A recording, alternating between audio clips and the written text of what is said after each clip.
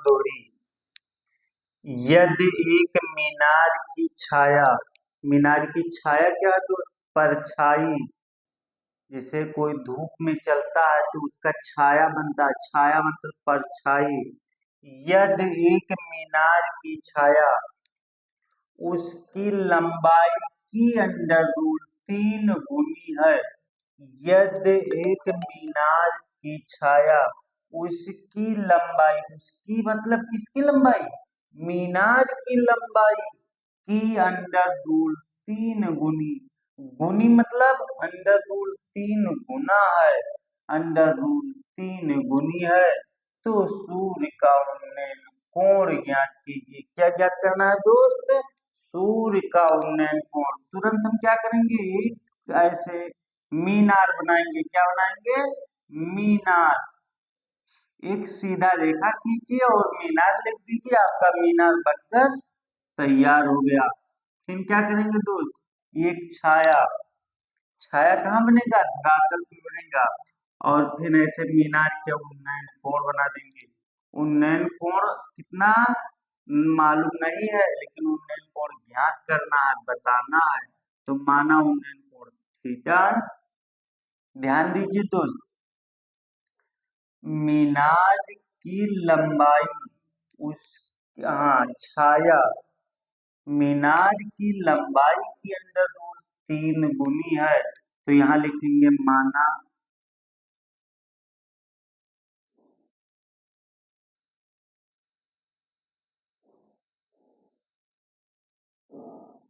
मीनार की, ध्यान दीजिए दोस्त, चाहे हम कहते हैं कि मीनार की लंबाई और चाहे हम कहते हैं मीनार की ऊंचाई, दोनों एक ही है। मीनार कह दिया जाए कि मीनार 20 फुट लंबा है या 20 मीटर लंबा है, और चाहे 20 मीटर ऊंचा है, एक चीज है। तो अतः माना मीनार की लंबाई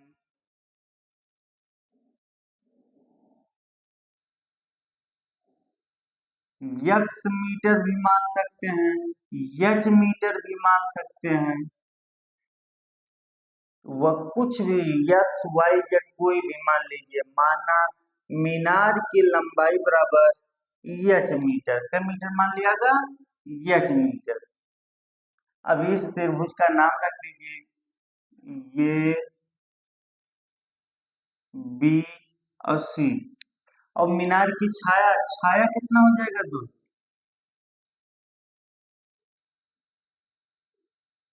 छाया कितना हो जाएगी, लंबाई के कई गुना, अंडर रूट 3 गुना, तो लंबाई के यच है तो एक अंडर रूट 3 गुना कर दीजिए, तो अंडर रूट 3 गुणे यच हो जाएगी, तो ये कितना हो जाएगी, यच अंडर रूट 3 हो जाएगी, गुणा कराइए तब। छाया कितना आएगा, छाया मतलब ये परछाई, यच अंडर रूट 3, और कोण कितना हो जाएगी,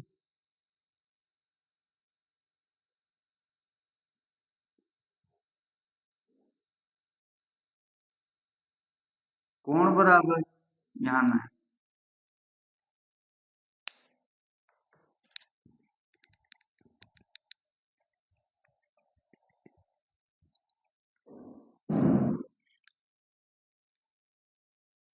कोण थीटा।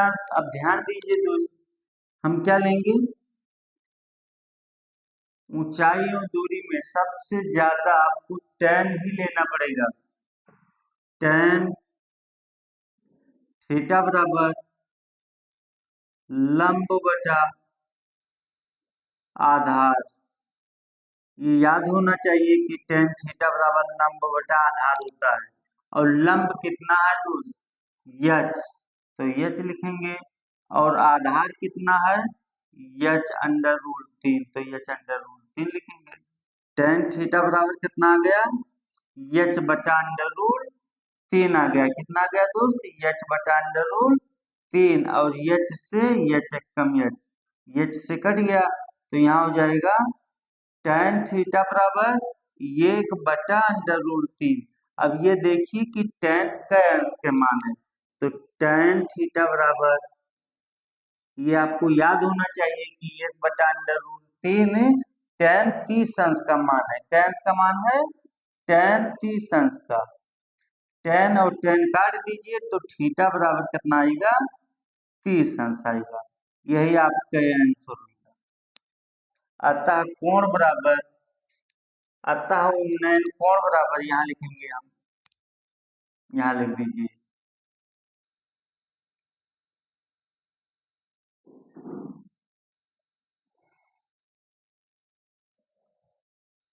कोण बराबर क्या अंश आया, 30 अंश आंसर।